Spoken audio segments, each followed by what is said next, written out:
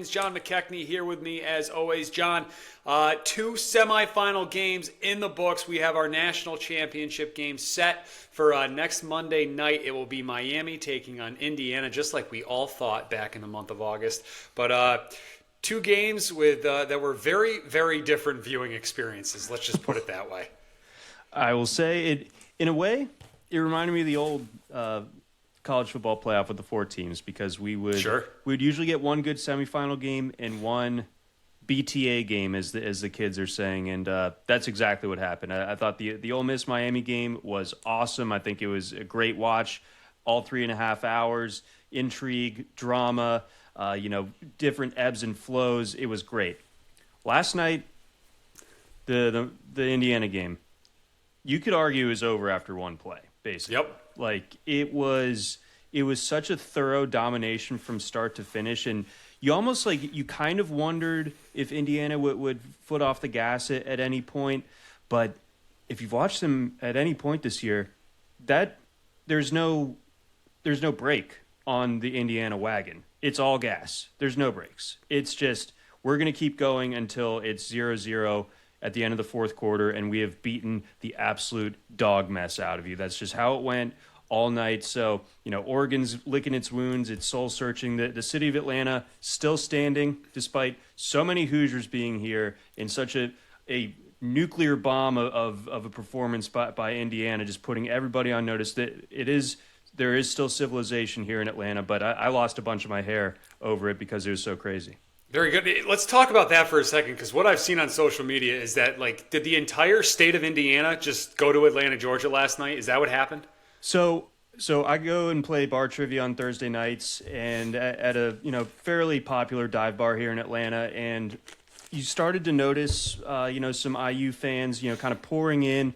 All of them really big people. I don't know what the deal is. It's the Heartland. I guess it makes sense. It is the Heartland. I tweeted out that observation, and my buddy just sent me a picture of a pork tenderloin sandwich that is so famous in Indiana. And it's like, that makes sense. That'll get you big and husky. But it has been, I guess, known, and now I think it's evident to everybody that Indiana actually has the largest living alumni base of any school.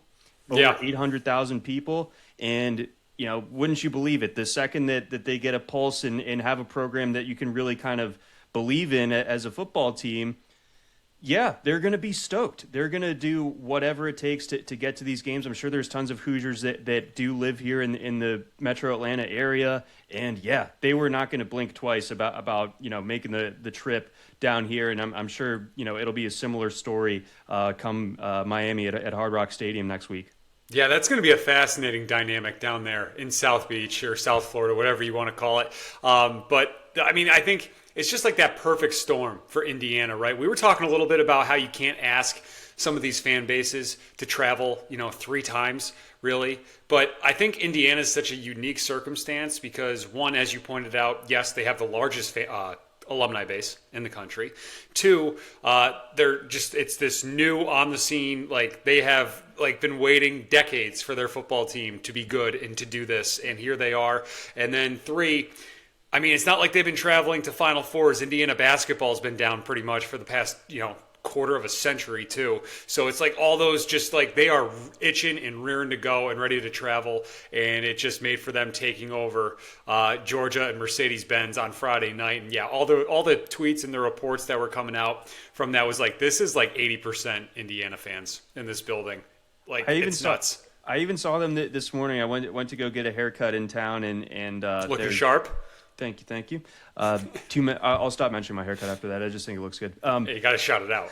I know. I mean, we got to drive people to the YouTube page.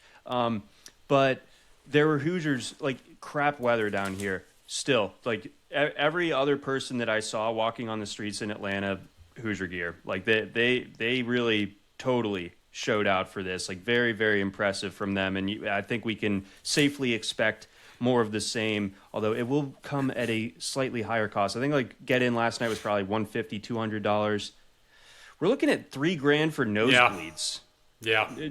Not your usual Miami nosebleed, the top of the stadium nosebleed seats. No, it's nuts. I mean, what a story either way with that national championship game. We'll talk a little bit more about it. Obviously, Miami getting a chance to win a national championship on their home turf. And then Indiana, you have the homecoming story for Fernando Mendoza because, of course, there's another wrinkle in this 2025-26 Indiana Hoosiers football team.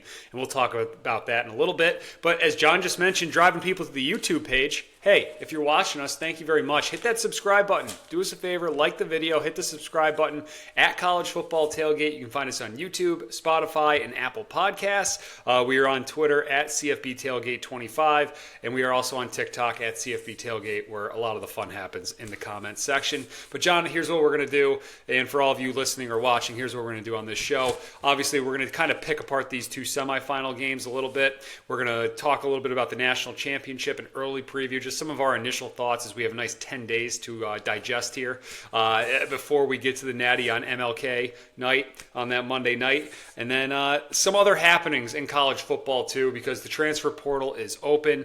The Desmond Williams saga, John has been tapped in on, and I want his thoughts on that and to hear about that because I've just kind of been like, that's been often like the peripheral for me, so I really want to hear you break that down. And it just sounds like also too Lane Kiffin is just like stalking his like potential recruits now and just like going after them. So I don't know. If I'm an LSU fan, I got to be feeling pretty good going into the 2026 season. But without further ado, let's talk about these two semifinal games, and let's start off with the Fiesta Bowl on Thursday night. Miami 31, Ole Miss 27. I mean, what else can you say, John, other than Carson Beck gets his moment, right? Drives them down the field, 3 minutes to go.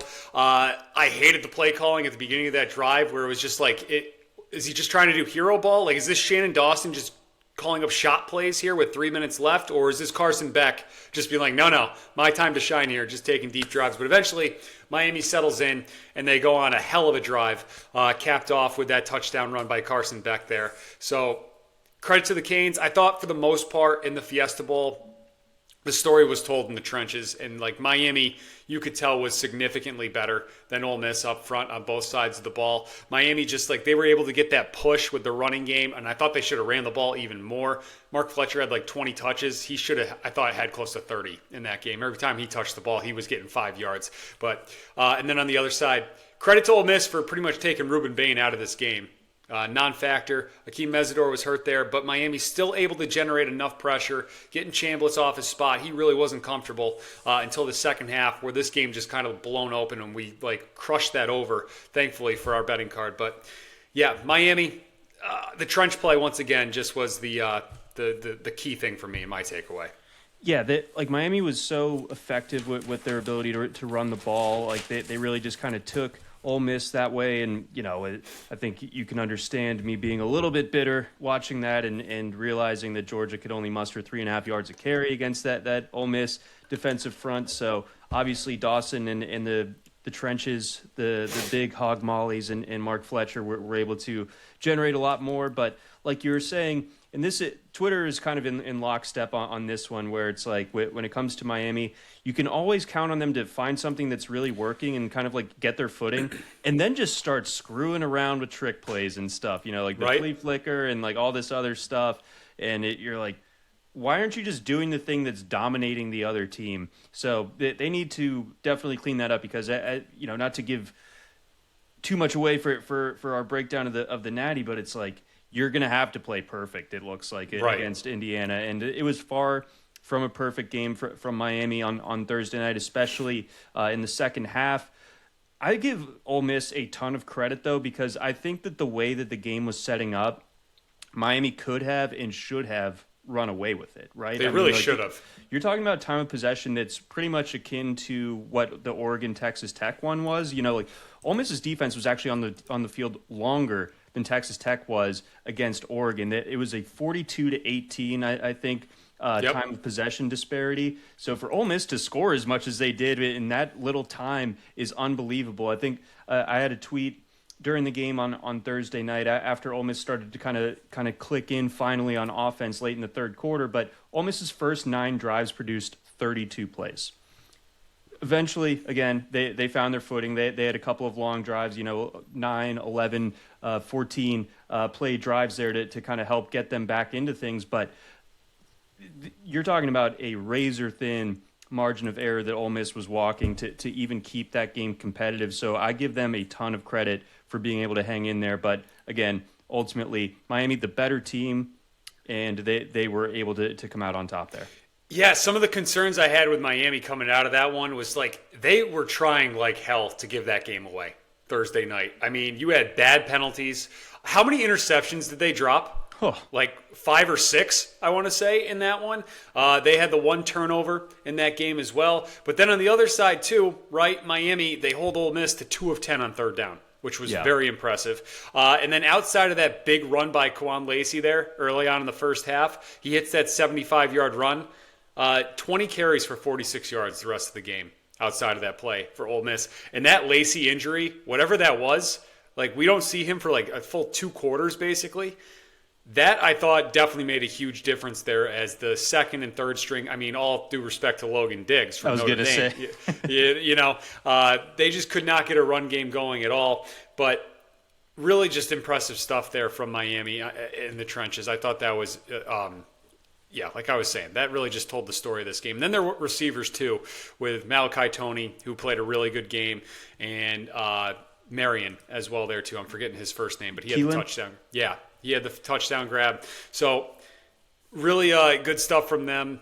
I like the Miami running backs too, but like you were saying, they're going to have to be perfect and fundamentally sound. They can't have 10 penalties against Indiana, or else Indiana's going to find a way to just blow that game open. Oh, yeah, they're just going to eat them alive. And I think, you're kind of touching on it. I think it's an important thing to note that, Ole Miss did gear so much of their game plan to taking away Desmond Bain, and yet overall, like maybe Ruben the box Bain, score doesn't. Desmond Bain's in the NBA. That's right. Can't have him shooting either.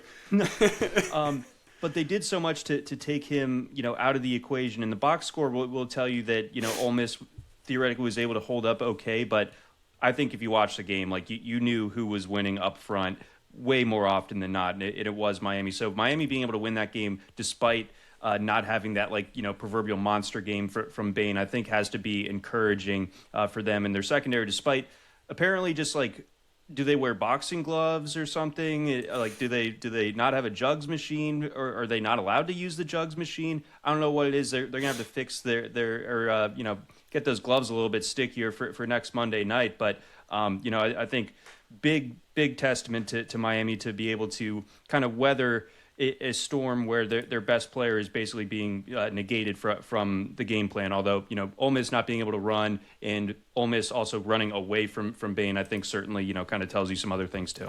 Yeah, absolutely. And then one of those little weird box score things too. Almost identical stat lines from Beck and Chambliss in this one.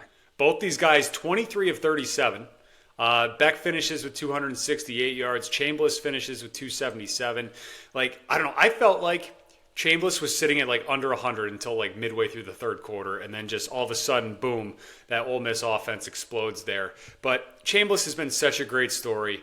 He's applied for the 6th year. He was denied. That waiver was denied on Friday. He's appealing it. I really hope he gets a chance to come back and have a 6th season. He has technically been in school for 5 years, but he missed a full season with injury, and it sounds like there's some paperwork, mumbo jumbo, that just hasn't worked out. But I really hope that the NCAA does, or that the appeals court, whoever rules on this, does allow him to play a 6th season, because he's going to be arguably the face of college football in 2026 if he is allowed to play. I think that it's a no-brainer. NCAA is searching for goodwill from the public, and we have TJ Finley still playing. We have Max Johnson. Max Johnson's had a lot of injuries, but I just saw before we sat down to record that he's transferring to Georgia Southern. It's what's that, school number 4? At least, yeah, because it was LSU, A&M, UNC, and then yep. So he's still trailing Finley overall. Funny that they were in the same quarterback room, filling back in for after Joe Burrow left LSU, but just weird little coincidence there. But it's you have cases like that, or the Finley one I think is the most egregious, and it's how is he still allowed to play when Trinidad Chambliss? Come on, right. No one's going to be mad that Trinidad Chambliss is still playing next year. Yeah, I won't be. Except maybe whoever Ole Miss is on, or has Ole Miss on their schedule. Fair enough. Absolutely. So, Miami, they have punched their ticket to the national title game. They're going to get the chance to play that on their home field on Monday night coming up here in like 10 days or so, and they're going to take on Indiana. Indiana just absolutely wiped the floor with Oregon on Friday night in the Peach Bowl, 56-22, the final. Talk about belt to ass. You got Michael Irvin at the end of the Miami game doing his thing there with the Gatorade cooler. That was just foreshadowing to what Indiana did to Oregon on Friday night. And as John said at the beginning of the show, this game pretty much was decided in one play. Dante Moore doing his finest audition to become the next quarterback of the New York Jets. Instantly pick six, and it was off to the races. Credit to Oregon for responding, though. I mean, this is kind of lost and all that. Oregon did drive right down the field and tie the game. But then all of a sudden, like the Indiana war machine just took over, and it was just bulldozed from there on out. And Indiana jumps out to a 42-7 lead.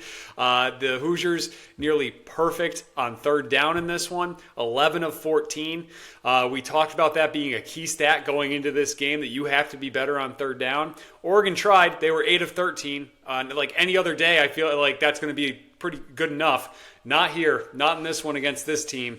And then Fernando Mendoza, I mean, John, what more can we say about him? He's nearly perfect again, 17 of 20. He throws for 177 yards, 5 touchdowns, and this might be my favorite stat. 2 college football playoff games for Fernando Mendoza, 8 touchdowns, 5 incompletions. 5. That many. 5.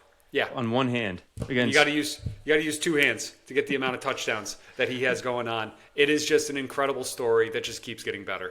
Against Alabama and Oregon, Oregon took the ball away from Texas Tech like taking candy from a baby last week, and then Mendoza just pieces them up once again. Like he's got to be the most frustrating guy to play against because he is a surgeon out there. But he's so corny, cheesy, lighthearted and everything. But he is a total assassin between those lines. Yeah. It's really quite the contrast for him. It's like those old Andrew Luck clips where he runs for a first down, gets lit up at the end of it, and he's like, good hit. It's just right? that sort of inverse trash talk. That's like, you should be really mad at me. What's going on here? Yeah, absolutely. And also too, remember when it used to be a thing that the Heisman winner would just combust in either the national championship game or the playoff, where it was just there was some sort of curse with the Heisman winner that they wouldn't go on to win the national title.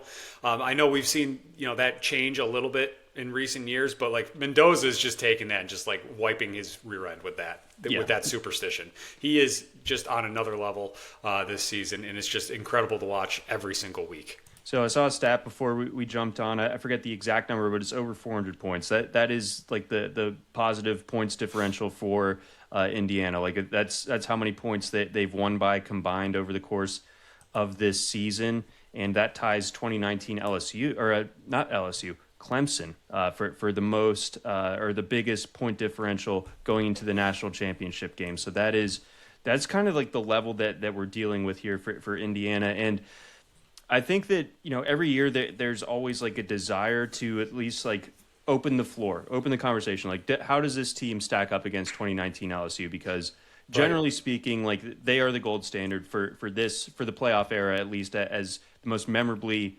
great, dominant team where confidence and execution matched up perfectly. And it was just an unbelievable run from them.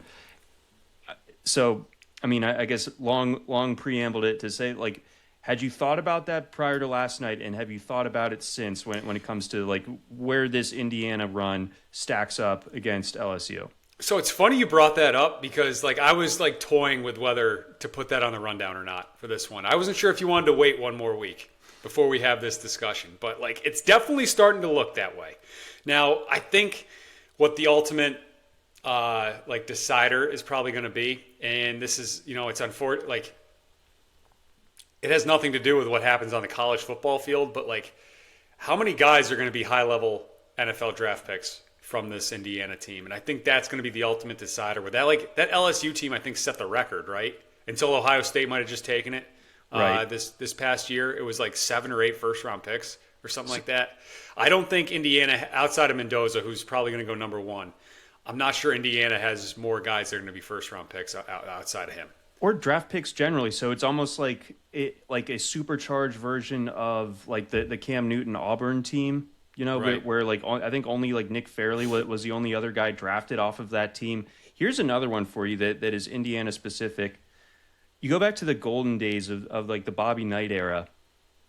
Really, there was only Isaiah Thomas as far as like notable pros. Maybe I'm missing a guy or two, but as far as like guys that were picked in the top 5 that were Hall of Fame, not getting ahead of ourselves on Mendoza there, but this Indiana team is sort of similar in that sense where it's just the team. It's not necessarily like bolstered with these like freakazoid alien athletes and everything. It's just everyone pulling the rope in the same direction and doing it well. And Mendoza leading the charge and having a great surly coach. It's sort of like those Hoosier basketball teams of old.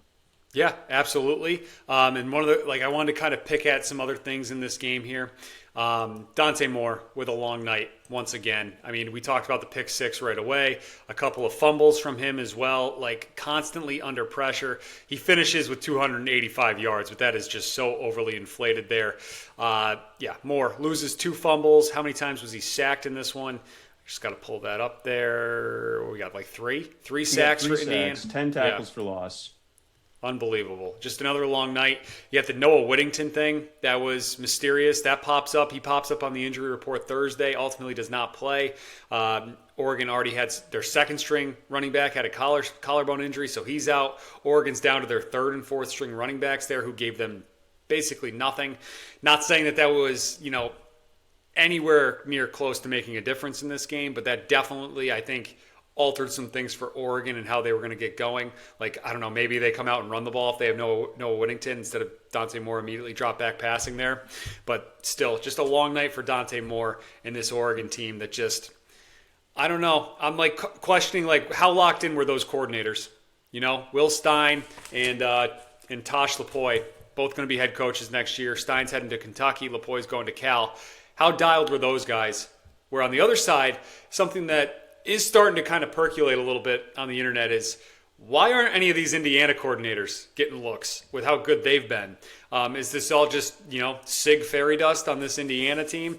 But Indiana dialed, ready to go, where it just feels like once again a Dan Lanning team in one of these big monster spots just comes up short and they get splattered, basically. They did. A lot of things to unpack from that. We were right to have Dante Moore as our least trusted quarterback. Oh, for sure. Going into this college football semifinal. It is fascinating about Indiana and the lack of the hot name from either of those coordinators as far as so many jobs, so many big jobs opened up, and it's not just that they didn't leave, but there was no mention of them. I personally I can't name either of the coordinators on Indiana right now. I'm sorry. Yeah, so, I meant to write it down. It's slipped my mind too. So it's sort of reminiscent a little bit, if Indiana is able to keep that brain trust together of the glory days of Clemson, where they had Dabo running the show. You have Brent Venables, his door's getting knocked down every single offseason for a coaching job, but he stays by Dabo's side, and then you had the co-offensive coordinators with Jeff Scott and Tony Elliott, staying there for as long as it made sense for them to do so. And we know that Indiana's got deep pockets, so we know that those coordinators are going to get raises, and they will be very happy to just continue working and try to get this going again next year. So I think we got to talk about Dan Lanning here. And we kind of talked please. about this a little bit at the end of our preview show for this game.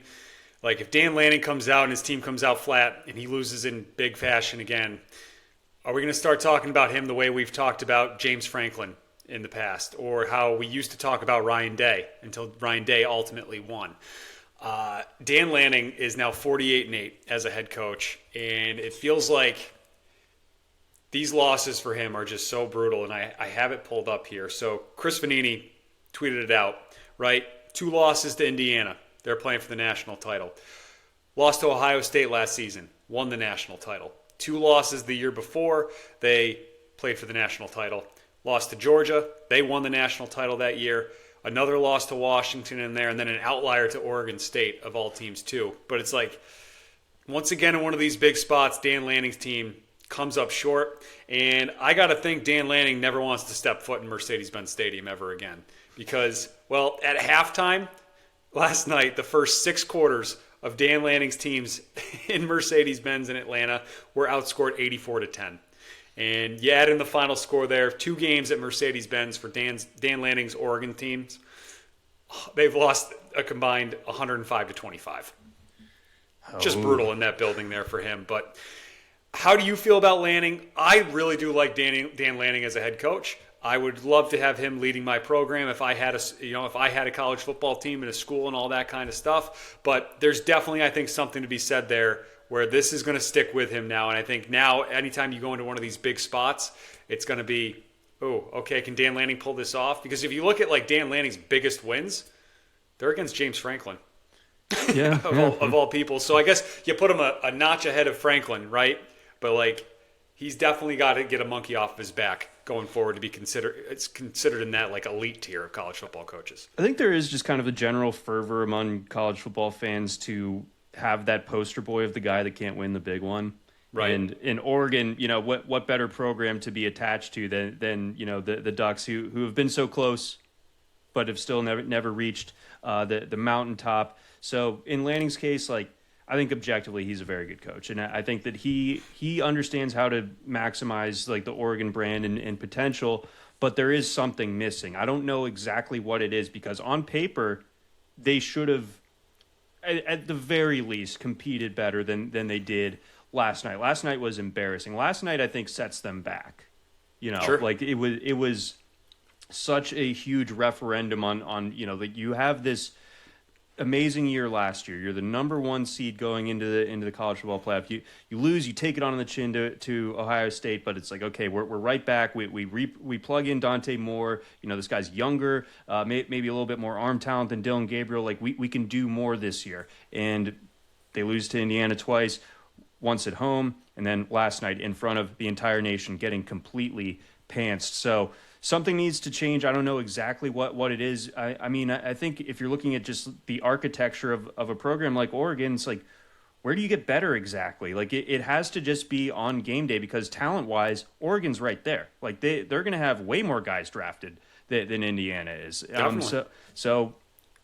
What is the issue? Like I don't know if getting outcoached by that much like can really explain it all. Like I think that there was a lack of execution and a lack of kind of focus going into this game that they just simply couldn't afford, and it all showed out in really brutal fashion for them. Yeah, I don't know what it is either, because like you look at that roster, it's hard to find many better rosters than Oregon's. Just like talent composite and blue chippers and all that kind of stuff. Like that team is loaded. I don't know what it is. I mean, the only thing I can think of is it just a little bit of is it the quarterback play that it comes down to, where like guys like Dante Moore, Dylan Gabriel, even Bo Nix to a certain extent, just like could absolutely like stat pad and stuff like that, and it makes their numbers look better than maybe they really were, where you get into those tough games and those close games where those guys just don't have that factor. And I know Bo Nix has like had that it factor in the NFL, but the way we talked about Bo in college was so much different than the way people, I think, talk about him right now when it comes to him as a pro quarterback. So maybe the profile of the quarterback, where they're always a little smaller, I feel like, that Lanning's had, maybe he needs to, change that around and maybe redesign that offense a little bit.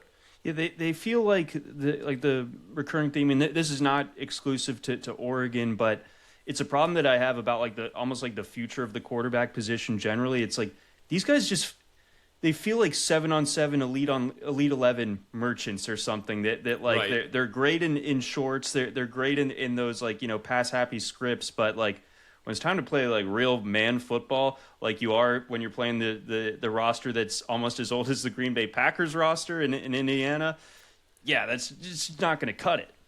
Yeah, no, I completely agree with you. I mean, look, this is a college football show. We love college football, but I don't know, maybe less. And like this is also like an Oregon thing too, where the spread offense and like Oregon like has always just been so synonymous with the spread offense. Maybe they need to run a little more pro style stuff.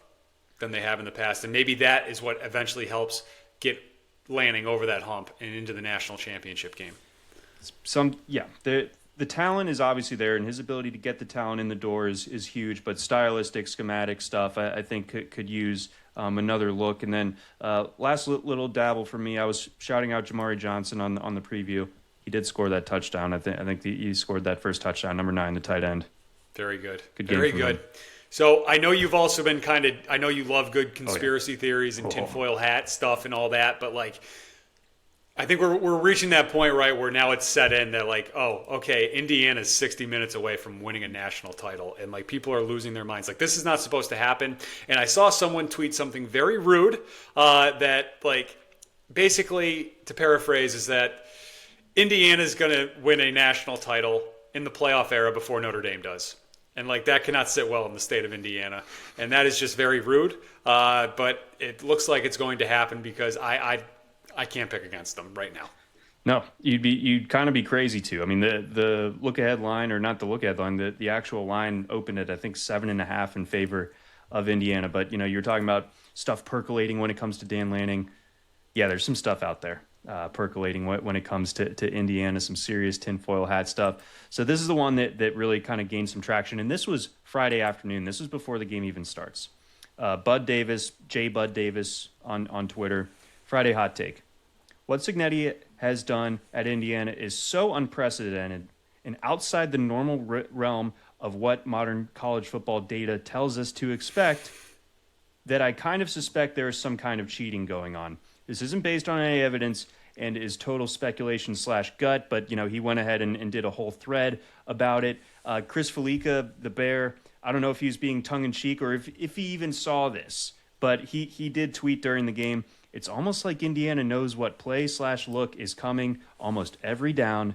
They are so well prepped. And then this guy, Goat Kiffin, on Twitter, he had more of like a guns blazing type of like, I'm not even going to try to dance around this one. Here we go. Not only has Indiana been hacking into the VEO / Pixelot software to watch practice film of other teams, but they have infiltrated most cloud-based systems which teams keep their game plans on. This includes opening scripts, and funny enough that they jumped the first route and returned it for a pick six. They know every sign and every variation the coaches on the opposing teams plan for. So this is out there, and there are people from. I think Bud Davis is a Florida guy, but I saw Ole Miss people quote tweet it and be like, you know what, I think, or I'm sorry, not Ole Miss, Ohio State people will be like, yeah, no, I think this guy's onto something. So, I mean, they're always ready to accuse whoever of cheating, and they were right in the case of Michigan. I don't buy any of this when it comes to Indiana. I think the Occam's razor is they're extremely well coached. They're more talented than what their recruiting stars say. And I think like the kind of like thing that pushes them over the edge is like they are kind of like grown men. Like they are like kind of 23, 22-year-old type of guys out there. So they're able to kind of get it over on, these 19-year-olds that are, rated as 5 stars. And then last little nibble out there for the crazies. It is worth noting that Mark Cuban is invested. Mark Cuban, of course, an Indiana alum, in Catapult, which is the wearable tech that athletes use. I think that the Occam's razor there is that might explain Indiana's practice habits. I know it's come out that Indiana doesn't practice very hard during the season. Like they keep their players really fresh. And I think that obviously it seems to check out to me because they look like they're fresh and ready to go every single time that they tee it up. But nonetheless, people are having a really hard time with this when it comes to Indiana being this good and just kind of taking the mantle in a sport where it's never really been possible to do that. Like Oregon is sort of a new blood, and like they've been relevant for like 25 years.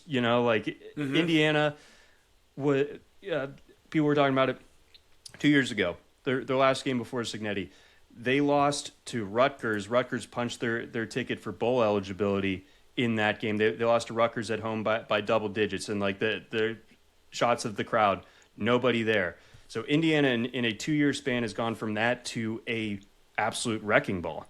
Yeah, and I just love how it's like right? Indiana bursts on the scene. We have now 2 years of this, that they've been this good, right? And they're even better than they were a year ago.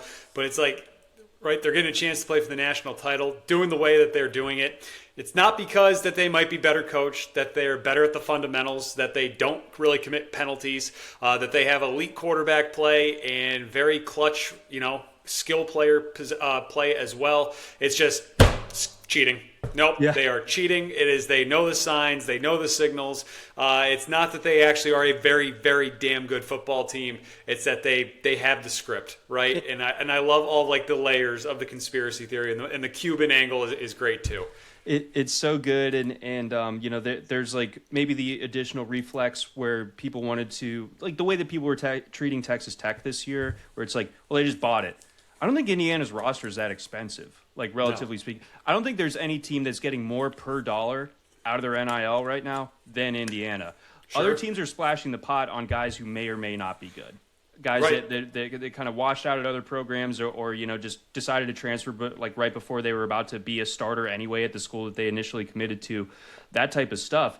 Indiana, sure, Mendoza is making buku, but like beyond that, like who's like that really expensive guy on or where's that really expensive position group where it's like, you talk about Texas Tech, it's like, well, there's like $6 million on that defensive line right there, type of thing. Like, I don't think Indiana has that. They're just spending their money a lot more wisely than everybody else. Yeah, absolutely. I agree with you.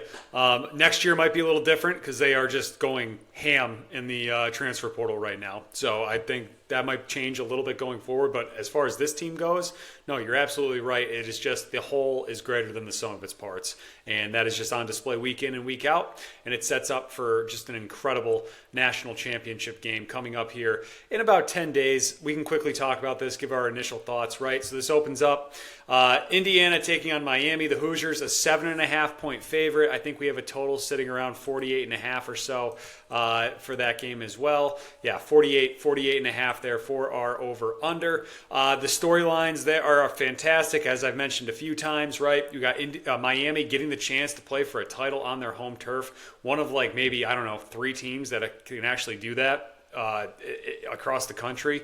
So that's interesting. You got that angle. And then on the other one, you got the homecoming for Mendoza. Went to high school right outside of Coral Gables or in Miami or something like that. Christopher Columbus High School, yep. Yeah, so it's fascinating on either side here, right? You get that storybook ending one way or another. But the way these two teams match up, Miami's got to play close to perfect, and they got to play smart. And Miami every single week does something where it's just like, why? Basically.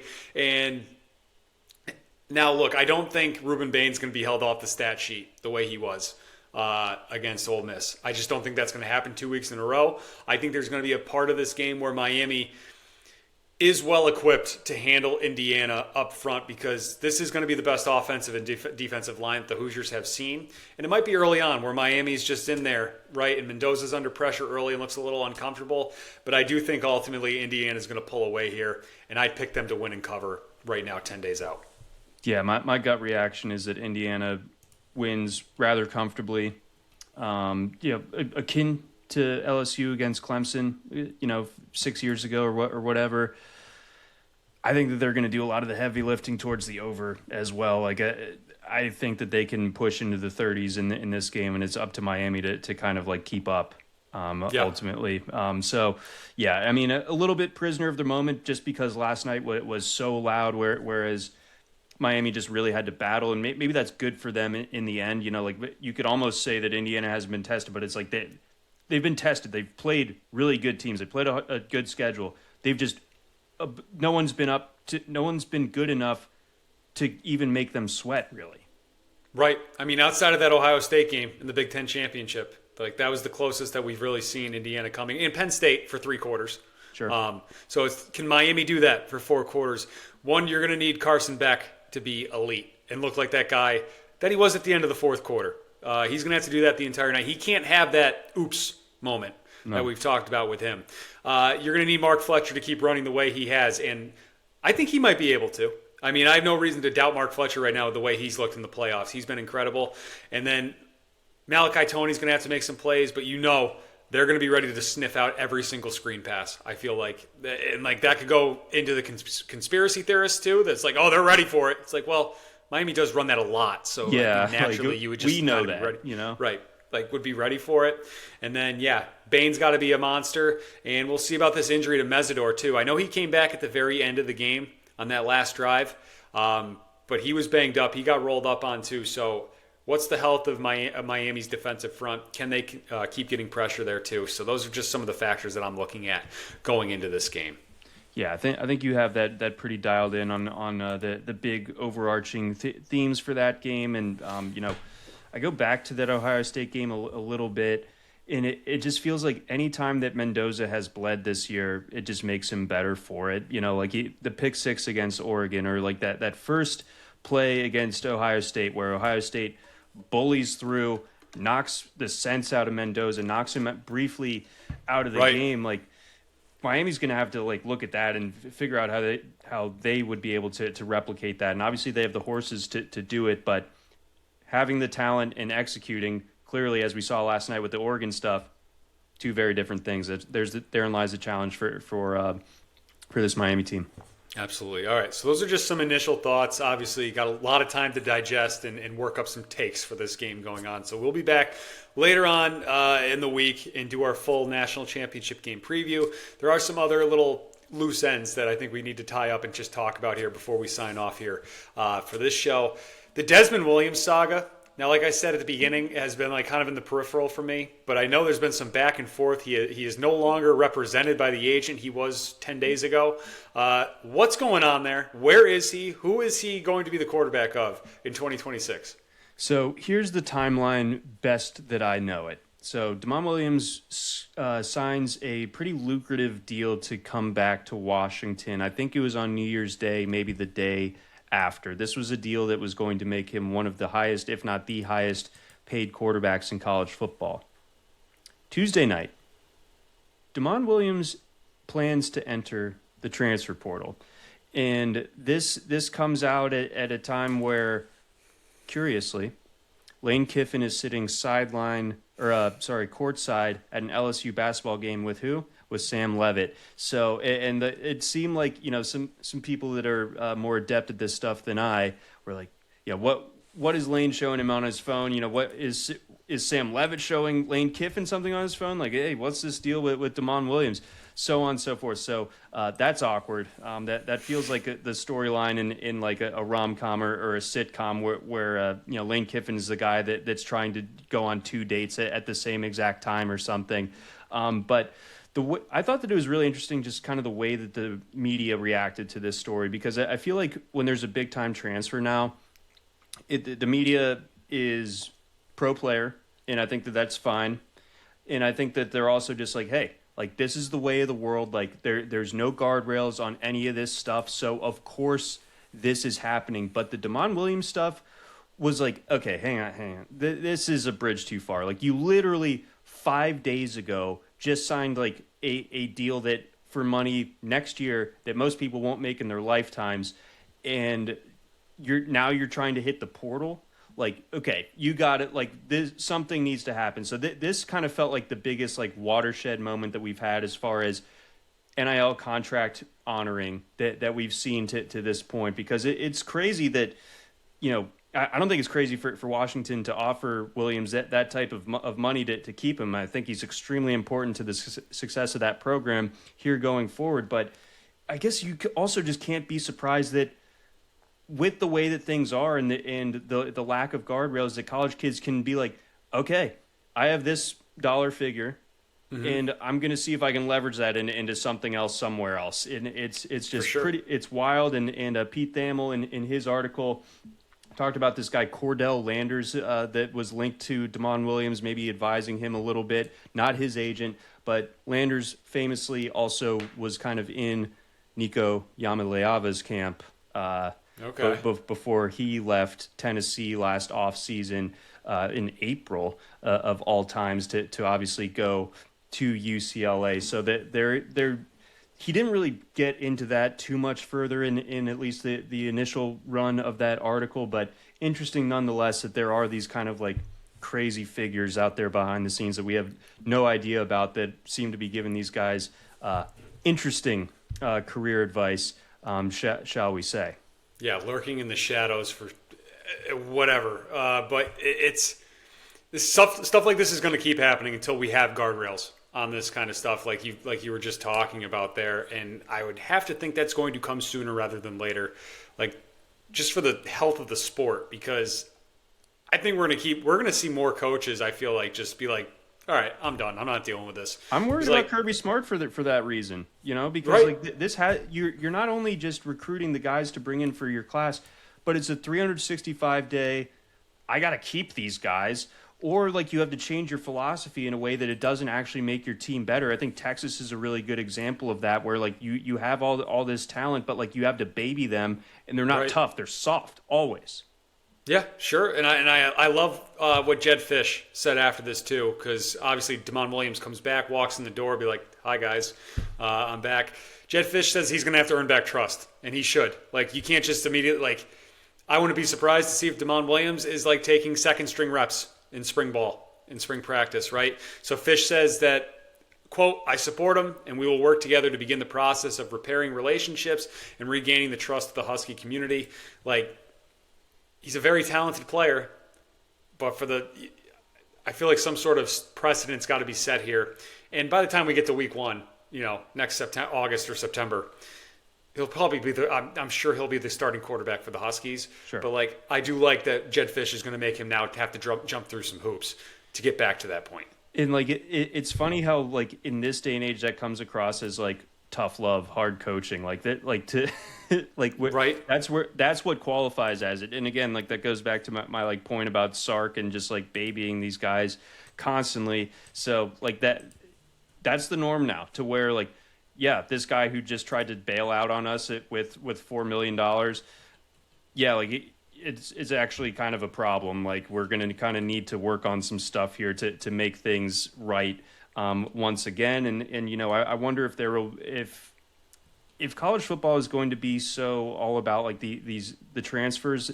I think transfer fees, which I don't really care about soccer. I think that seems like something that could be an avenue where like if a player is locked into a deal and he transfers somewhere else, there's a transfer fee attached to that goes into that school's revenue sharing deal, that type of thing. I think that was going to be enacted if Williams did ultimately leave Washington. So some interesting stuff there. So we might be getting close. Like I think we needed something of a bombshell like this to kind of like really be moving from the hypotheticals of what happens under this current system to this happened. Now we have to deal with it. Right. And I think that's another layer that is just setting this up to be a very monumental offseason. Once we get through the national championship game with all this portal stuff and the calendar and all that, we'll see if we finally get some more concrete stuff on that coming up in the next couple of weeks or months. The playoff structure and auto bids and how many teams, it feels like something's coming on that as well. So stick with us here on College Football Tailgate. We're not going anywhere once the national championship game's done. We'll still be there with you guys breaking all this stuff down because there's just so much to talk about. It's just so fascinating. But, John, I think that's going to do it for us today on the recap. We got plenty of stuff we can save for in a few weeks from now. But, yeah, it's been a heck of a playoff so far. One great semifinal game, another one that was just a total butt-whooping. I don't really know what else to call it, but great stuff. Looking forward to talking more about this national championship game with you coming up here in a few days. Yeah, absolutely. It's going to be a banger. I cannot wait for it. It's going to be a crazy game. Two extremely deserving teams that have survived to this point. It's going to be awesome. And then, like you were alluding to, college football, it may have the longest offseason of any major sport. But my God, is it a soap opera anyway. Oh, it sure is. And we will be with you throughout that entire soap opera of the offseason to talk about it. That's going to do it for us. Hit that subscribe button. Hit that follow button. Tell a friend. Tell your mom. Tell your grandma. Tell your uncle to check out College Football Tailgate. We will be back with you guys in a few days to do a national championship preview.